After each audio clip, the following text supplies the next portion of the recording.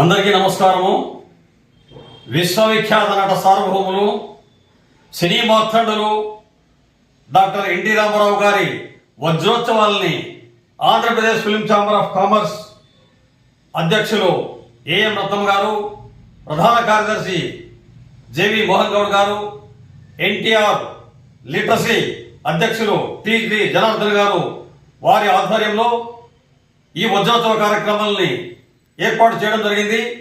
అందులో భాగంగా అనంతపురం నందు ఎస్పీ క్రియేషన్స్ నిర్మాణ సంస్థ ఆధ్వర్యంలో ప్రొడ్యూసర్ కె మహేశ్వర్ గారు, రచయిత దర్శకులు సాయి పవన్ గారు ఆధ్వర్యంలో ఈ కార్యక్రమాన్ని ఏర్పాటు చేయడం జరిగింది.